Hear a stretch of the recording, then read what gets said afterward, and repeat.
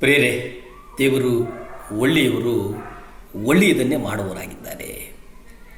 ಯೆರೆಮೀಯ ಗ್ರಂಥದಲ್ಲಿ ನಾವು 4 ಅದ್ಭುತವಾದಂಥ ಸತ್ಯಗಳನ್ನು ಕಲಿತೇವೆ. 4.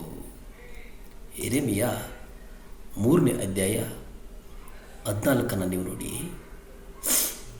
ಹಿಂಜರಿಯದ ಮಕ್ಕಳೇ, ತಿರುಗಿಕೊಳ್ಳಿರೆಂದು ಕರ್ತನು ಅನ್ನುತ್ತಾನೆ. ನೀವು ಯಾಕೆ ಹಿಂಜರಿದಿದ್ದೀರಿ? ನೀವು ಕರ್ತನ ತಿರುಗಿಕೊಳ್ಳಿ. ನೀವೇನು ಮಾಡಿ?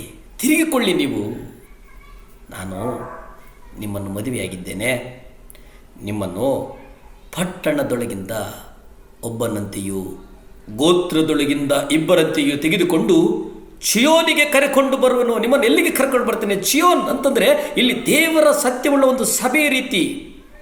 ಚಿಯೋನ್ ಒಂದು ಸಭೆ. ಒಂದು ಸಭೆಯ ಗುರುತೇನೆಂದರೆ ಅಲ್ಲಿ ನಾಯಕರುಗಳನ್ನು ಹೊಂದಿರುವಂಥದ್ದು. ಈ ನಾಯಕರುಗಳು ದೇವರ ಮನಸ್ಸನ್ನು ಒಪ್ಪುವ ಪಾಲಕರಾಗಿರುವುದು. ದೇವರ ಮಕ್ಕಳ ದೇವರ ಜ್ಞಾನವನ್ನು ವಿವೇಕಗಳಿಂದ ಪಾಲಿಸುವುದಾಗಿದೆ ಅನ್ನುವಂಥದ್ದನ್ನು ನಾವು ಗ್ರಹಿಸಲೇಬೇಕಾಗಿದೆ. ಅಲ್ಲೇ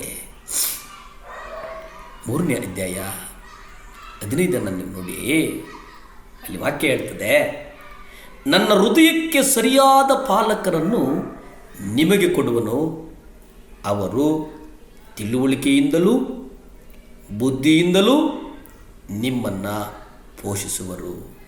ಯಾರು ನಿಮ್ಮನ್ನು ಪೋಷಣೆ ಮಾಡ್ತಾರೆ? ದೇವರು.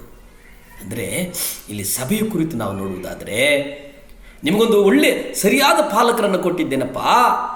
ಅಲ್ಲಿ ಏನಾಗಿದೆ ಅಂದರೆ, ನೀವು ಏನು ಮಾಡಬೇಕು? ತಿಳುವಳಿಕೆ, ಬುದ್ಧಿ. ನಿಮ್ಮ ಸಭೆಯ ನಾಯಕರುಗಳು ಈ ರೀತಿಯಾಗಿಲ್ಲ ಅಂತಂದರೆ ನೀವು ಇನ್ನೂ ಚಿಯೋನನ್ನು ಕಂಡುಹಿಡಿದಿಲ್ಲ ಅನ್ನುವುದನ್ನು ನಿಶ್ಚಯಿಸಿಕೊಳ್ಳಿ.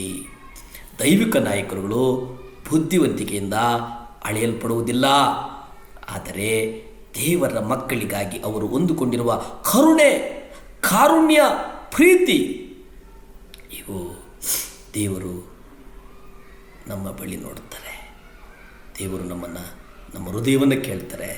ದೇವರು ನಮಗೆ ಕಾರುಣ್ಯವನ್ನು ಕೊಡ್ತಾರೆ, ನಮಗೆ ಪ್ರೀತಿಯನ್ನು ಕೊಡ್ತಾರೆ, ನಮಗೆ ಮೈತ್ರಿಯನ್ನು ಕೊಡ್ತಾರೆ. ದೇವರು ನಿಮ್ಮ ಮೇಲೆ ಪ್ರಭಾವ ಬೀರಲಿ. ಆಗ ನೀವು ಮತ್ತೊಬ್ಬರನ್ನು ದೈವಿಕತೆಯ ಕಡೆಗೆ ನೀವು ಪ್ರಭಾವ ಬೀರಿಸಿ. ಸೊದೋಮ್ ಪಟ್ಟಣವು ನಾಶವಾಗಬೇಕಾದಾಗ ದೇವರು ಅಬ್ರಹಾಮನಿಗೆ ಏನು ಹೇಳಿದರು, ಅದೇ ರೀತಿ ಯೆರೆಮೀಯನಿಗೆ ಸಹ ದೇವರು ಹೇಳ್ತಾರೆ.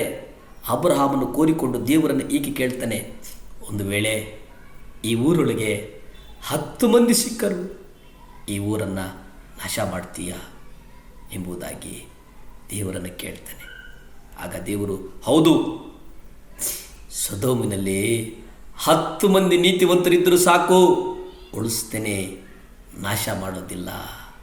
ಎಷ್ಟು ಒಳ್ಳೆಯ ದೇವರಲ್ವ ದೇವರು, ಎಷ್ಟು ಒಳ್ಳೆಯ ದೇವರು. ಸೊದೋಮ್ ಪಟ್ಟಣವನ್ನು ನಾಶವಾಗಬೇಕಾದಾಗ ಅಬ್ರಹಾಮನು ಕೇಳಿದಂಥ ಒಂದು ಮಾತು, ಆದಿಕಾಂಡ 18:32 ನೆನಪು ಮಾಡ್ಕೊಳ್ಳಿ. ಅವನು, ಆ ಕರ್ತನೇ, ನಿನಗೆ ಕೋಪ ಬಾರದಿರಲಿ, ಅಪ್ಪ ನಿನಗೆ ಕೋಪ ಬಾರದಿರಲಿ, ಇನ್ನು ಒಂದು ಸಾರಿ ಮಾತನಾಡ್ತೇನೆ, ಒಂದೇ ಒಂದು ಸಾರಿ ದೇವಾ, ನಾನು ಒಂದು ಸಾರಿ ಮಾತಾಡ್ತೇನೆ ಸ್ವಾಮಿ. ಒಂದು ವೇಳೆ 10 ಮಂದಿ ಸಿಕ್ಕರು ಅಂದಾಗ ಆ 10 ಮಂದಿಗೋಸ್ಕರ ನಾಶ ಮಾಡೆನು ದೇವರು ಹೇಳ್ತಾರೆ. ಯೆರೂಸಲೇಮಿನ ಬೀದಿಗಳಲ್ಲಿ ಅತ್ತಿತ್ತ ಓಡಾಡ್ತಾ ಅಲ್ಲಿ ಚೌಕಗಳಲ್ಲಿ ಹುಡುಕಿರಿ, ನ್ಯಾಯವನ್ನು ಕೈಕೊಂಡು ಸತ್ಯವನ್ನು ಅನುಸರಿಸಿ ಒಬ್ಬನಾದರೂ ಇದ್ದಾನೋ? 10 ಜನ ಅಲ್ಲ, ಒಬ್ಬನು. ಇಂಥ ಸತ್ಪುರುಷನನ್ನು ಕಂಡುಕೊಂಡ್ರೆ ಸಾಕು, ದೇವರು ನಮ್ಮನ್ನು ನಡೆಸ್ತಾರೆ. ಪ್ರಾರ್ಥನೆ.